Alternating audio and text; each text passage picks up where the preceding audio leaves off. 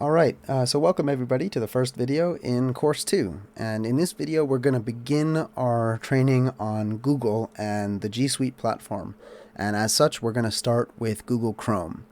So Google Chrome is a free web browser. Many of you are probably already familiar with or using Google Chrome. It is a pretty heavy app. It taxes your computer's RAM quite heavily, your computer's memory, especially if you have a lot of tabs open. However, it also does have a lot of benefits to being, for us, given that Fauna and Focus uses Google G Suite as our kind of project management platform. And so for us, it streamlines the project and makes it much easier and faster for us to do various things. So for me, I personally prefer Chrome. You can use Edge if you're on a Mac computer. There's Safari. There's all sorts of Firefox. There's all sorts of options. But we're going to go through Chrome in this video. So the first thing would be, if you don't have Chrome, how do you get it? Well, you're probably going to be using a program called Microsoft Edge if you're in a Windows computer. And so the first thing you're going to do is just go download Google Chrome. And Edge is going to try to get you to stay on Google Edge. You can just ignore it. Just look for that Download Now button, and it'll bring you to a page, and you'll have this big Download Chrome thing.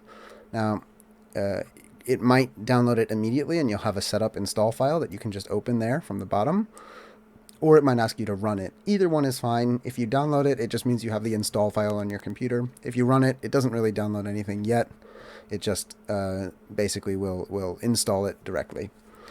So once it's open, the next question would be, how would you set it as your default browser?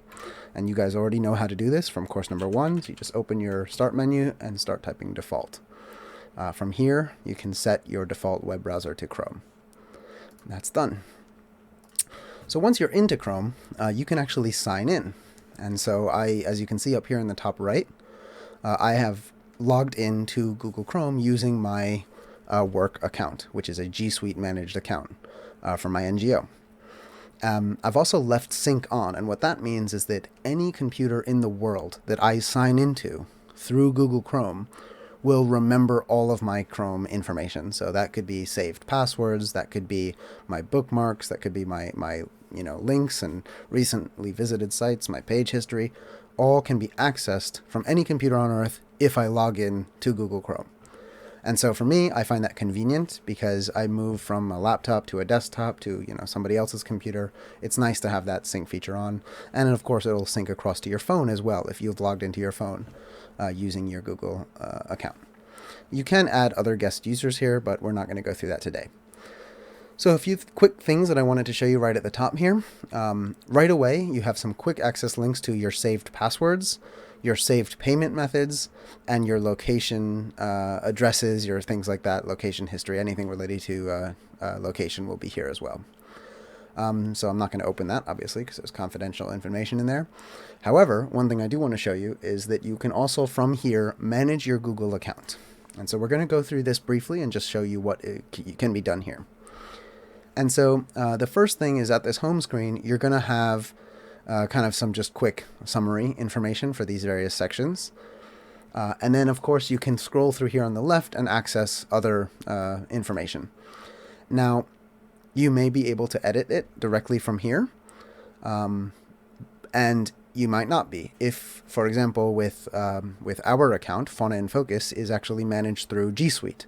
We're going to have a whole tutorial for G Suite administrators coming up in a few videos. But in short, this is where you can set your personal information, your secondary emails, your phone numbers, that kind of stuff. So I've blurred out my personal information here. But one thing that I do want to ask everybody please to do is to use this area to set your picture. If you leave this blank, your name will just come up as the first letter of your name. And as you know, email inboxes are not very well organized. And so it's very difficult to find an email that you're looking for if you know the person that you're looking for their email, but you can't actually see their picture. So you're just looking through all these little colored dots with letters on them. It's very difficult for you to stand out. So if you set a picture here, this is what will show in people's inboxes. And if you set a picture that's kind of easy to see and easy to identify, maybe it's got a particular color or it's a particular layout, whatever you do, set it and leave it. And the reason, you don't need to change this the way you change it on Facebook or, some other social media platform. You want to leave it so that people get used to it, right? They are familiar. They become familiar with your picture that shows up in their inbox, and it just makes it easier for people to find your communications with them through email. Okay. So please do make sure that you set a nice headshot there or profile picture. There's a few other things you can do down here that you're welcome to explore on your own, but that was the real important one here. So over in data and personalization, once again, you'll have a privacy checkup. I encourage you to set this all up and to explore these different things to see what they will do for you. And there's lots of customizable toggles that you can, check. You can pause things, you can activate things, you can clear histories, you can clear passwords, you can do lots of stuff from here. And there's also your data. So the data that you have saved with Google can also be downloaded and exported. You can upgrade your services here, your storage, you can set your languages, your locations, so lots of stuff you can do here. Security is an important tab to understand. So first of all, you'll get notifications about suspicious logins here. If you see something strange, you can actually deal with it from this page. So this will be, hey, we detected a strange login from, this device in this location. Was this you? And if it's not you, you can actually click into that and deal with that threat straight away. It's very important to make sure that you keep your passwords secure. Be very careful if you ever receive any emails that ask you to verify your accounts and they give you a link. If you get an email like that out of the blue, don't do it. That's probably a phishing email, trying to trick you into giving the passwords. They'll recreate sites to look just like the real one, and then you've given them your password. So just be very careful. The only time any real service should ever ask you to click a link to verify a password is if you have, requested to change your password or requested to update your security. Then they will send you a link. And so if you just get one out of the blue, be very, very suspicious. So anyways, here you can deal with security issues. You can set your recovery emails and recovery phone numbers, and you can also track your devices. And this is great because you can actually find a lost device.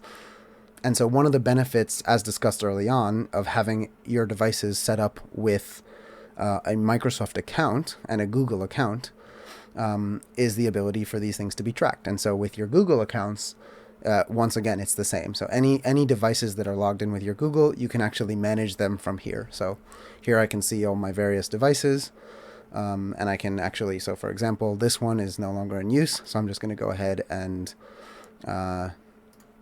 remove this device. So sign out. So I'm just going to sign out of that device. And so that device is now no longer, even registered at all with this account. And there we go. And so this lets me kind of manage the computers that I'm logged in and out of. So here you'll also have third-party accounts that you may have given access to. So it'll list them. So you can actually manage that directly. If you see something strange, you can ban them from here. In my case, these are 3 apps that I use a lot that we will actually have tutorial videos on coming later in this. Well, actually, I think only this one will be in this part of the video. Maybe Typeform as well. Squarespace will be in the communications and marketing side of the video, so a different course. Here's your password manager, your linked accounts, and that's so all of this is useful information that you should be familiar with, and at least you should know that it's here so that you can come and check it out. Okay, so people and sharing, this is just your contact list, a little bit of privacy about who can contact you and other things like that. You can set what people are able to see about you. And then, of course, the last one is payments and subscription, which I'm not going to click onto because you guys don't need to see all that. But you can set up your... oh, well, actually, look, that's fine. You don't see anything confidential there. So it'll show you the things that you're currently subscribed to. So we have a free G Suite account, but unfortunately that doesn't have enough storage for us. So we've actually upgraded to a 1 terabyte subscription, at least for the manager accounts. And so you can actually manage those subscriptions directly from here. And so that is an overview of your Google account, but that is just the beginning of what we're going to do in this first video. So the next thing that I want to talk about, now that you know how to kind of manage your personal Google account, or your work Google account, I should say, is how to set up Chrome nicely. And so you'll see my Chrome is dark colored. Yours might be light. Don't worry, it doesn't make a difference. But one really pro tip that I like to give people is to set up quick links at the top, or bookmarks. And again, this is just so that it's easy to navigate around to various places that you use a lot. So I'll just quickly point out that from, for example, the new tab page, you'll notice that I see my icon here again. Now, anything that is appearing below this line is my current website that I am at. So right now, what I'm actually looking at is technically, it's a website. It's an online page, happens to be custom tailored for me.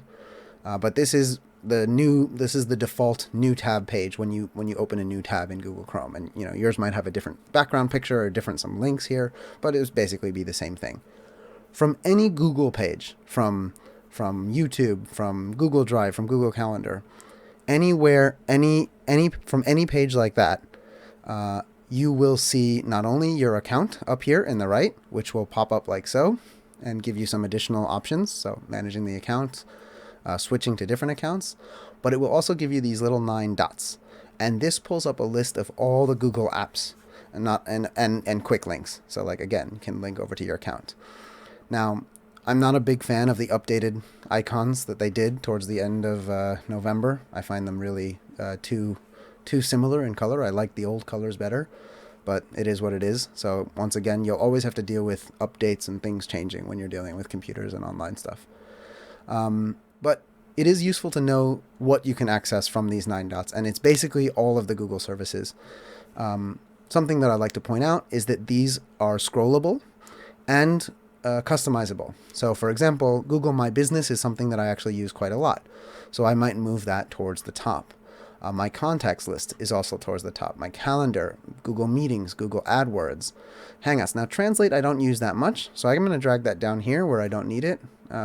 Google Earth I use just as much as Google Maps. Currents I don't use. I'm going to leave the admin tools right there. That'll bring me right over to the admin site. And then I can scroll around here and see what else I'd use a lot. So YouTube is one of our biggest platforms for audience engagement, so I'll bring that up. And it's all customizable. We're starting to launch a podcast thing, so I'm going to bring that up as well. And then there's also additional apps that you can add from the Google Workshop Marketplace, which you can explore on your own, and little plugins and things like that you can add. So you can customize this as you like, and again, this will reflect over on your phone as well, which is quite convenient if you're using an Android phone. And these are all clickable, just quick links to jump around to the different Google services. So that's the first thing I want to show. The next is on your home page here, on your new tab page here. If this is what it looks like, you can customize that from this little button here. So you can decide what the background is, and you can customize the shortcuts. So you can decide if it's custom shortcuts, mine, that you create. So that's what I've done. I've put some useful websites there. Or you can have it just automatically pull the most visited websites that you list specifically. And then here's the color and theme, which you can set. That's just going to change the way Chrome looks. So as you can see, you can change the top bar color. So I'm going to leave it on this kind of dark gray color because it's softer on my eyes. All right, the next thing is how to do this top bar. So let's say I'm at a website. So I'm going to go to Unsplash. So I'm just going to do a Google search for it. And again, from either the URL bar at the top here or from a Google search bar, you don't have to type the full address. You can always just do a Google search from any of those bars. So I'm going to go to this website, Unsplash. This is a great website for education, for design, for communications, for marketing. There's millions of photos, and they are all 100% completely free for any use. No questions. No attribution required. You can print these and put them on a t-shirt and sell it as far as the original artists are concerned. These are all public domain images. But do make sure that you read the license on it. And of course, if you want to be nice, you can credit the original authors as well. This is a very useful website, and so I would like to bookmark it. So there's a few ways to do that. The first is that you can come to your little dots, which is going to be your menus option, and go to bookmarks and choose to bookmark this tab. The second is that you can use the shortcut Control-D, which will bookmark this tab. The third is that you can press this star, and that will open a bookmark automatically, and you'll see it's appeared up here when I click that. And the final one, I'm just going to remove it, and this is, for me, the easiest and the most convenient, is to just come up here to the URL or address bar, grab this little lock icon that you see here and just drag it down to your bookmark bar there. This is the most useful trick. It's super easy and you don't have to click around too much. You just drag it there and it creates a bookmark. Now a lot of people want to know how I fit so many bookmarks on my bar. It's because I changed the name. Sometimes you'll have long, cumbersome URLs taking up a lot of space here, right? So, you might have a situation like, for example, the Fauna in Focus website. We might have it like that, right? So some people might be wondering, well, I don't see this area. Like, I don't have this as an option for my bookmarks. That's very easy. You just come up to your options menu here and you go to bookmarks and you're going to make sure that this is checked. Show bookmarks bar. Control-Shift-B will turn that off and on. So Control-Shift-B on the keyboard and you can close and open that bookmarks menu. I leave it open because I like to be able to access these things quickly. I'm also going to go ahead and edit this bookmark. So I'm just going to right-click directly on it, edit, and it's going to let me change the names. So instead of beautiful free images and pictures, Unsplash, I'm just going to call it Unsplash. And I'm going to press enter to save. So that actually changes the display name here. You can do this, but what I recommend is once you're familiar with the website and you recognize that icon, you don't need the name anymore. Just get rid of the name entirely. If I do that, the name is gone, and now I just have a nice little icon. I know what Google Drive logos look like, so I'm just going to edit it. I'm going to delete the name. Boom. So now I just have these quick little buttons that I can press one time to jump around to different websites that I use frequently. And of course, they're all easily accessible directly from the top of my bookmark bar. So I think that's going to wrap up the introduction on Google Chrome. One last thing to point out is that right from here you can add additional shortcuts, and you also have voice search ability if you have a microphone attached to your computer. So that's going to that's going to complete the introduction to Google Chrome, to your Google account, and to setting up your bookmarks and managing your bookmarks. And I think in the next video we'll move on to we'll go through the kind of more common Google features such as Google Calendar, Gmail, and things like that. So that's gonna conclude it for this video, and thanks for joining by, and I'll see you guys in the next one.